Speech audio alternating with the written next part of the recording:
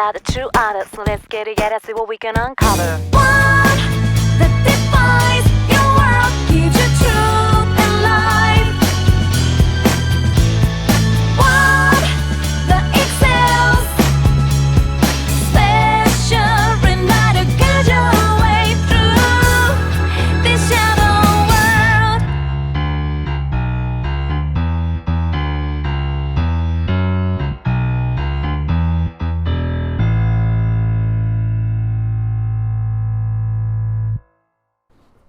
Hello once again, it is I, Rtyuiope, from Rtyuiope's Game Room. In today's story retrospective, we will be looking over Persona 4, more specifically, Persona 4 Golden, since that is considered the new canon in place of the original Persona 4.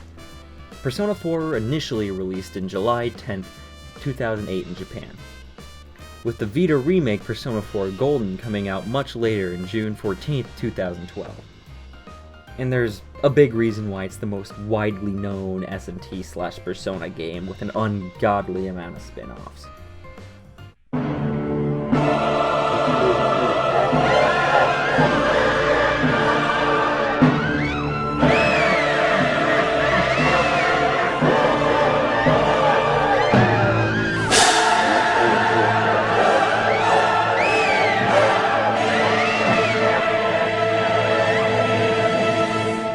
And that reason is because this game is really good. Now, some SMT purists might tell you the game is very casualized in comparison to the other games, and they're not entirely wrong. But for a newcomer to the series, this game can certainly be a challenge, while a seasoned SMT player, much like myself, wouldn't have too much of an issue. After the great success of Persona 3, Atlus worked hastily to make a sequel, which is made apparent with the very similar character models and textures. But this game certainly doesn't feel rushed. In fact, it has many great improvements over P3. One example is the ability to control all of your party members, which wasn't available in P3 and P3 FES, but was later included in P3P. Atlus certainly listened to fan responses for this title and put a lot of work and effort into it for such a short development cycle. Though SMT has always had a decent following in Japan for many years, it wasn't until Persona 4, and much later Persona 4 Golden, which put Persona and SMT as a whole onto the map. Spoiler alert. If you do not want to be spoiled, don't watch this video. Seriously, Persona 4 is a really good game. Go out there and try it out. You have been warned.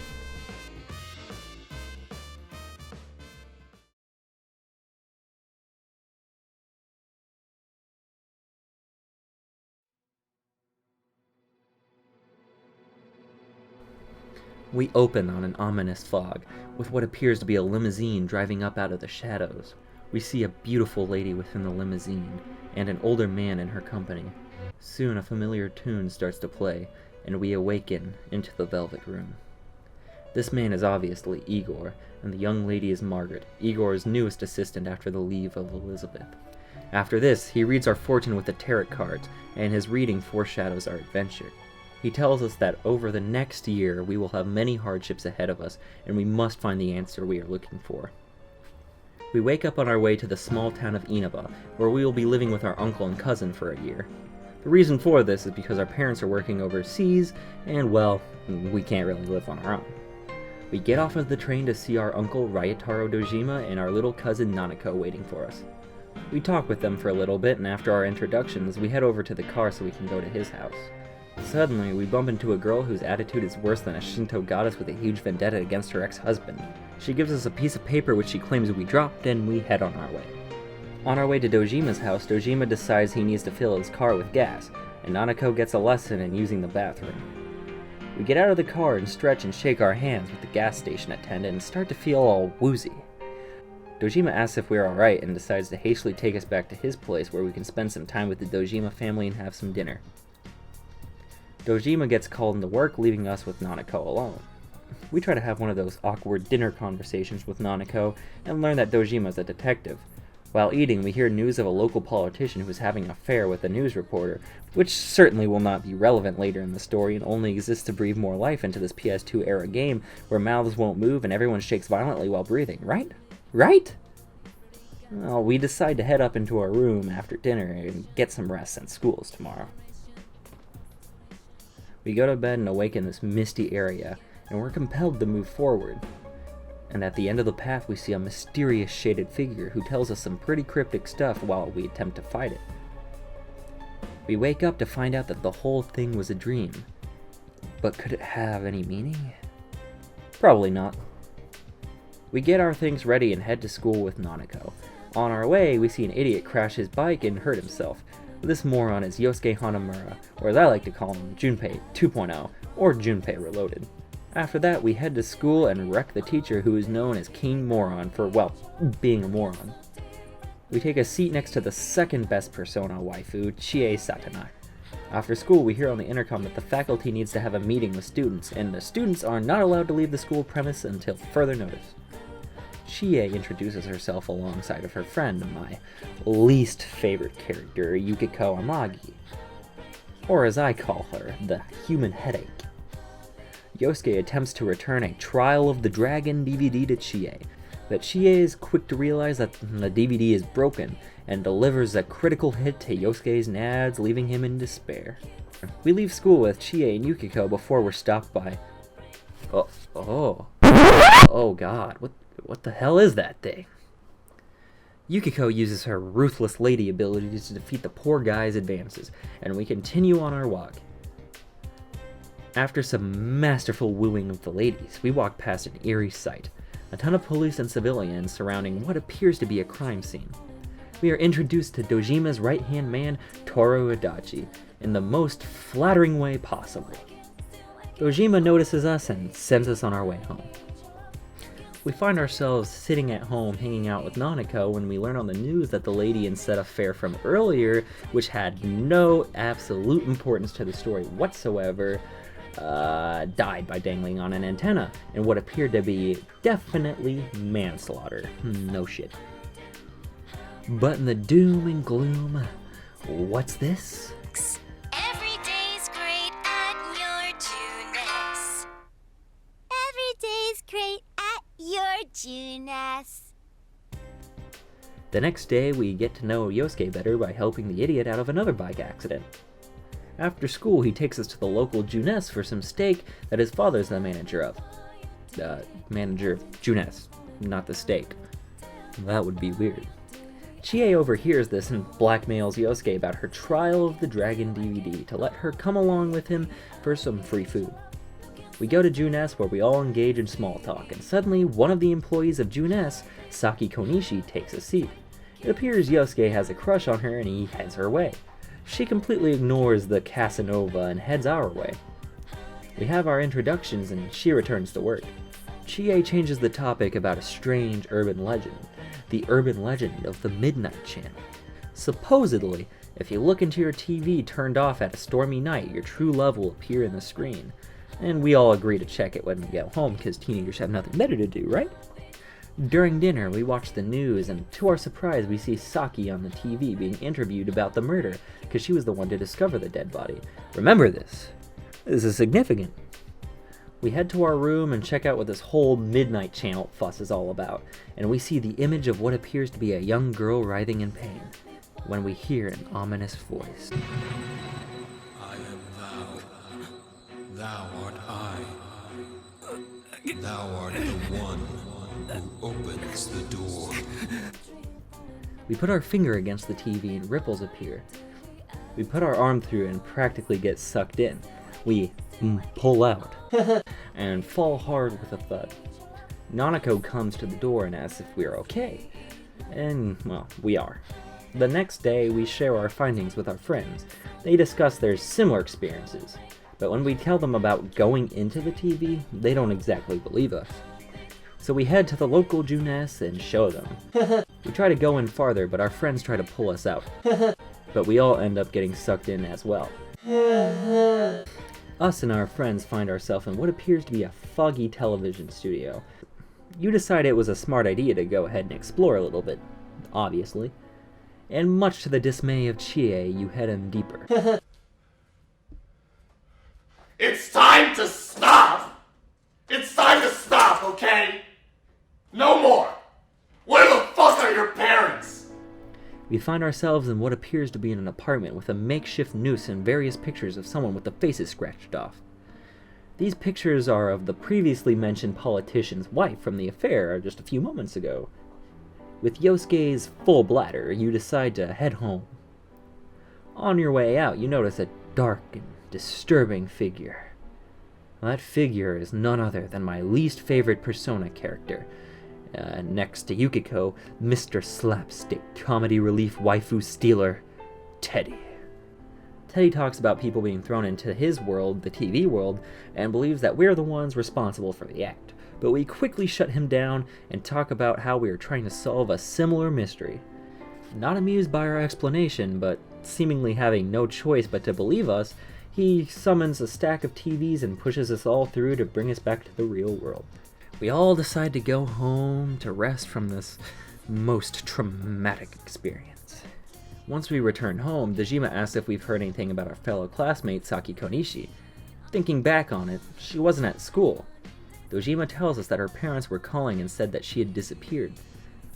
Suddenly, the news comes on and reports the death of the affair lady and talks about how she stayed at Yukiko's family inn before her death. After the news and dinner, we all go to bed. The next day we get a glimpse of another hanging body on a telephone. At school, we are told to go to an assembly where the principal delivers us most dreadful news. Saki Konishi has died. The girl we saw on the scene was Saki Konishi's body. A ruckus stirs in the auditorium. After the assembly, Chie and us head to comfort Yosuke, who appears to have taken it rather well. He tells us he wants to go back to the TV and see if it's connected to Saki and the announcer's death. We chase after Yosuke into June S, and we find him armed with a golf club and some rope. He's ready to figure this out once and for all, and so are we. He gives the responsibility of holding the rope to Chie as Yosuke and us try to head into the TV. As we head into the TV, Chie panics and starts to tug on the rope to find that it had seemingly been severed. She falls to the ground thinking that we're done for. Back in the TV, Yosuke and us find ourselves greeted by Teddy once again. He, again, accuses us of pushing people into the TV. Yosuke starts to accuse Teddy in retaliation, but he tells us that he had nothing to do with it. He asks us what our intentions are, and we tell him we're trying to investigate if Saki and the announcer were pushed into the TV as an act of foul play. Teddy, being the dense twat that he is, ignores us and continues to blame us. Yosuke asks him if the TV world or the fog have any connection to the murders, since the bodies only appear after a dense fog. He tells us that all he knows is that the fog lifts in this world when it comes into our world. After more pointless blabbering, Yosuke gets irritated and wants to see who this Teddy guy really is, so he takes his head off and reveals to find nothing. Stunned, Yu and Yosuke take a step back. Teddy explains that he isn't the culprit and finally accepts us not to be the culprit, but he wants us to help him discover who the real perpetrator is and give him justice so that Teddy can live a peaceful existence again. We agree to help him and Teddy ecstatically accepts the help. He tells us that he can take us to where the last person that fell in went to, so we can look for clues. He also gives us stylish glasses that he made himself so that we can see through the fog. Teddy takes us to what appears to be a darker version of the Inaba shopping district. Here we find ourselves in front of this world's version of Saki Konishi's parents' liquor store. Before we head in, Teddy gives us the warning that they are here. They being shadows. These shadows quickly take form and pounce. We recall the words that we heard earlier and find what appears to be a tarot card laying in our hand. We are filled with a sudden gust of energy. Out comes our persona, Izanagi. Our persona destroys the shadows, leaving Teddy and Yosuke quite impressed and in shock.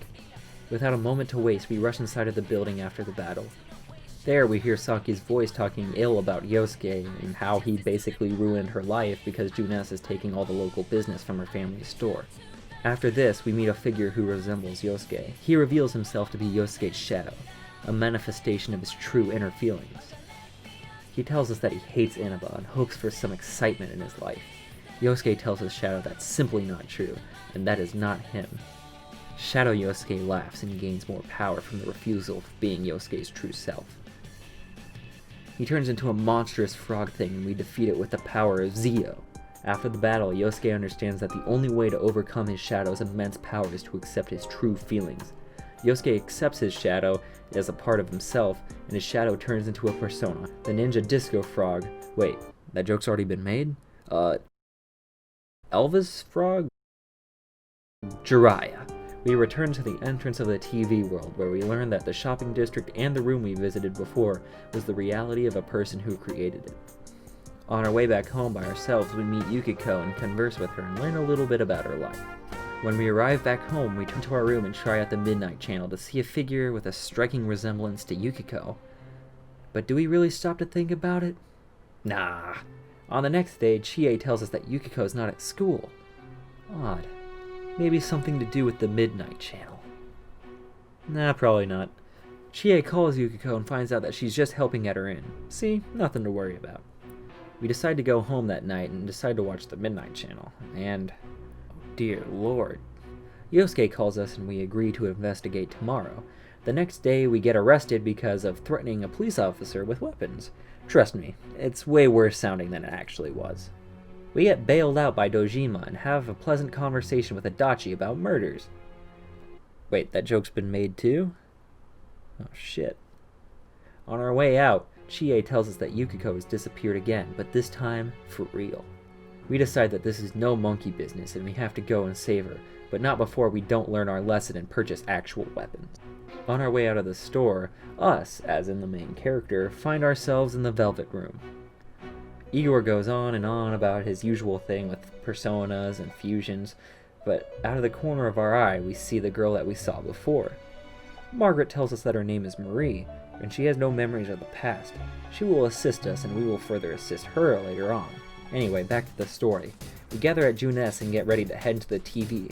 Inside the TV, Teddy picks up on Yukiko's castle. As we head in, Chie runs ahead to find Yukiko. We catch up to Chie where she comes face to face with her shadow. Chie's shadow tells her that she is tired of being seen as a guy. Real Chie says it's not true, and her shadow becomes the more powerful being, Banana Dominatrix. We beat the shadow, surprise surprise, and she gains her own persona, the bride from Kill Bill, Tomoe. Kind of, not really. Chie sticks with us and we go deeper into the dungeon. After a few floors of taunts from Yukiko's shadow, we get to the boss room. Yukiko's shadow tells us that she doesn't want her future to be predetermined and wants to live the life of a fairy tale. The real Yukiko says it's not true, and then her shadow becomes a giant bird thing with quite the chicken breast, if you know what I mean. After we beat Shadow Yukiko, real Yukiko comes to terms with her shadow and gains her own persona, the firebird Konohano Sakuya. After the battle, Yukiko thanks us and feels tired. We take her back to the real world and ask if she knows anything about her disappearance. She tells us that she doesn't really remember anything, and we let her go home. A few days later on our way to school, we see Yukiko before we enter the gate. She tells us thank you, and she's glad that we saved her, but is embarrassed that we learned about her deep, dark secrets, even though she has this weird poop face on for whatever reason. We go to the roof of the school after school and talk with Yukiko to see if she remembers anything now. She told us that she doesn't remember much besides the doorbell ringing and her name being called. Next thing she knew, she was inside of the TV world. After comforting Yukiko, we stop to think of any clues that can connect the kidnappings. Yosuke and us come to the conclusion that all the victims were female. We all agree that this is as far as we can get until the next rainy night for the Midnight Channel. A little later, Dojima calls and tells us that he will be gone all of Golden Week because of work. Nanako naturally gets upset, and it's up to us as the main character to cheer her up. But not right now, because we have important heroing to do, i.e. go to bed. The next day our friends come to the door and offer to hang out, and we take Nanako with us. After some bonding happens, Yosuke brings up Nanako's dead mother like a dumbass, and the group consoles Nanako. She cheers up once again and calls us her big brother, and falling in love ensues. A few days later, we have dinner with the Dojimas and watch the news. A person appears on the TV about biker gang violence, which is bad. Don't do that, guys. Really bad. Dojima tells us that he is Kanji Tatsumi, and that he's not really a bad kid, but he's just a ruffian who has his fair share of run-ins with the police. Could he be the next victim? Probably not. We end up checking the Midnight Channel and see someone who has a striking resemblance to someone we saw on TV recently. Could it be Kanji? Nah. Another day passes and we check the Midnight Channel again to see the same figure. Could it be kanji? Yes, you idiot! Yosuke calls you and you both come to the conclusion, finally, that it is kanji. This will be a reoccurring thing, so the next day after that, you and your friends decide to further investigate kanji. You go to his mother's textile shop to see if you can find any clues. While there, you find the same kind of fabric that was used to make the makeshift noose that you saw in the TV world earlier. Kanji's mother tells us that it was a special order from Yamano, the first victim, the news reporter lady. On our way out, we see Kanji talking to another boy around our age. We listen in to their conversation and it appears that they're going to meet up after school. Next we do what any sensible detectives would do, trail Kanji. After some stupid shenanigans from following Kanji and learning absolutely nothing, we return home. We watch the Midnight Channel to a rather uncomfortable sight. Oh dear. Yukiko calls and tells us that Kanji has disappeared. So after school we go to Junes and pursue Kanji in the TV world. Teddy tells us that we cannot find Kanji without knowing a little bit more about him, so Teddy can get his scent, which is dumb, because we know a lot about Kanji, but does it matter? No, not for the pacing of the game, obviously. Now it's time to find out stuff we already knew. Fast forward a little and we return to the TV world with the unnecessary information we didn't need to find before. We finally reach his dungeon, which is a steamy bathhouse. After a long 10 floors, we meet up with Kanji and his shadow. We learn that Kanji's shadow has feelings towards other boys. Kanji does the usual "you're not me" thing, which results in Shadow Kanji turning into Swole Kanji. After a long, grueling, sensual, arousing battle, we defeat Shadow Kanji. And does Kanji accept him? Not really, kind of? Good enough for the story to progress, I suppose. Kanji gains his persona, Take Mikazuchi, the Black Bullet Skeleton Man. We bring Kanji back into the real world where he says he feels a little bit better, and we let him return home for the night. Later that week, we bring Kanji to the roof of the school. Later that week, we bring Kanji to the school to see if he knows anything. He tells us that he doesn't remember much besides hearing the doorbell ring, much like Yukiko. But as we take a step forward in this investigation, we also take a step back, since Kanji debunks our previous theory about only girls being victims. Kanji tells us that he's willing to fight by our side, and we take him in with open arms. As we wait for our opponents to make the next move, the team, predominantly the boys of the team being Kanji, us, and Yosuke, have important matters to attend to. When you thought Babe Hunt 1 wasn't enough, get ready for the summer blockbuster, Babe Hunt 2!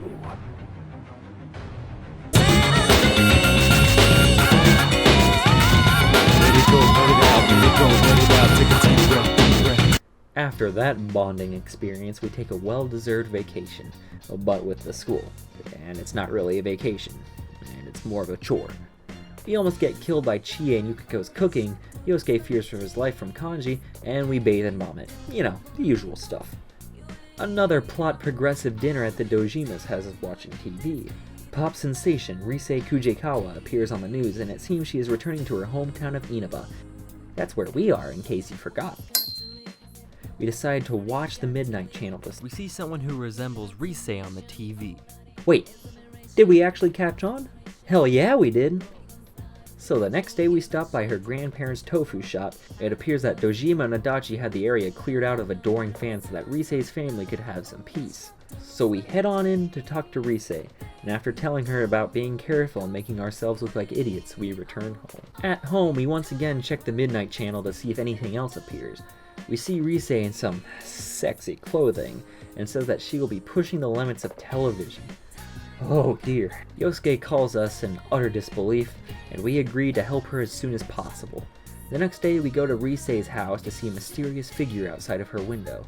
He notices us and runs away. We knock him down and get Adachi onto the scene, who arrests the man. Was this the murderer? Or just a stalker fan of Rise? Only time will tell. But first we have a victim to save. We go into the TV world and meet up with Teddy, who tells us again that we need some useless information on somebody who, I don't know, is a celebrity. So after a little while of completely ridiculous information hunting that we could have just found on the internet, we pursue Rise. We end up in a sweet strip club. The tables have turned on our female comrades as they have become the uncomfortable ones. We go into the dungeon without delay, and after a tedious amount of bullshit, we reach Shadow, Risei, and Risei. Shadow Risei tells us that she is suffering from an identity crisis, which she can't tell who she wants to be anymore. And the obligatory "you're not me" thing is spouted, which results in Shadow Risei becoming stronger. After a battle that we certainly cannot win, Teddy goes berserk and explodes, saving us but flattening him as a result. Shadow Risei is knocked back into her original form, and Risei comes to terms with who she is and gains her persona, Himiko, a satellite goddess thing. But just when you think it's all said and done, Teddy's shadow appears. How peculiar. This shadow tells us that life and everything we strive for is meaningless. Hashtag, the white were right. Am I right? Anyway, Teddy tells Shadow Teddy to shut up and we all get ready for battle. After what I consider the hardest P4 battle, Teddy realizes that he has no purpose in life until now. He is determined to find out who he truly is. After this, Teddy's shadow becomes his newly obtained persona, Kintoki Doji, a fat bear ball thing. How fitting. We all congratulate Teddy on overcoming his shadow and agree to help him discover who he truly is. On our way out, Teddy tells us that next time we see him, he will be a different bear due to his self-improvement. He starts doing sit-ups and, well, we leave him be. A few days pass and everything seems to start to settle down, and it appears that the culprit may have been caught. Until one fateful morning. Apparently someone was murdered. We agree to meet up at Junes to further discuss the recent murder. At Junes, Yosuke comes and tells us that the victim was none other than King Moron himself. But how is this possible? We just saved Risei and no one appeared on the TV. It appears that we have reached an impasse. Our team sits in utter confusion, but in the distance we hear racket and decide to go investigate. What we find is rather shocking. We discover Teddy, of all people, sitting in a recliner chair in the real world of all places. We take Teddy back to where we're sitting and start interrogating him about the recent murder. He tells us that no one has been in the TV since we last left. And as we discuss what could have happened, Teddy pulls off his head to reveal the most disgusting, despicable sight any mortal should have to witness. He is a generic anime character.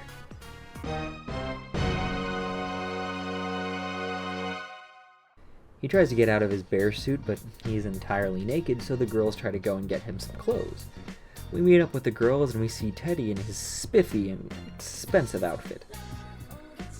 As we walk past Risei's home to see how she is doing, we pass by the mysterious boy from earlier with Kanji.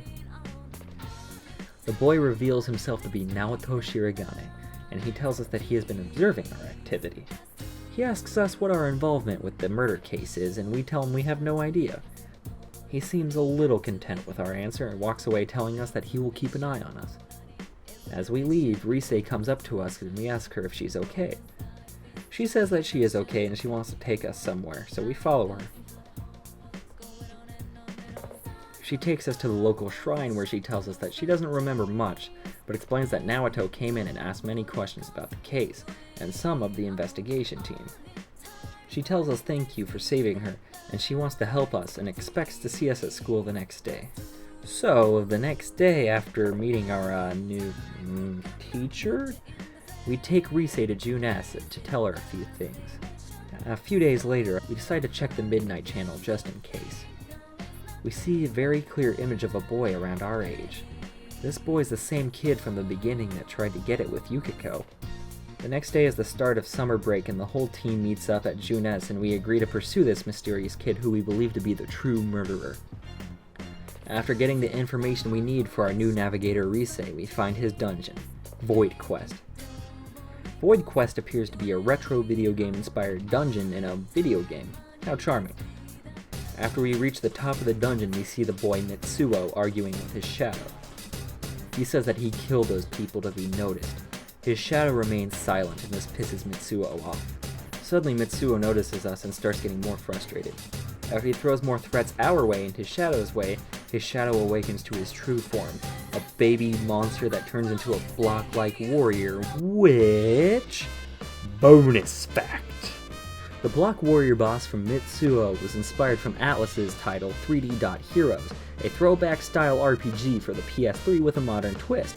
Now there's something you didn't know before, unless you did. Then you can go fuck yourself.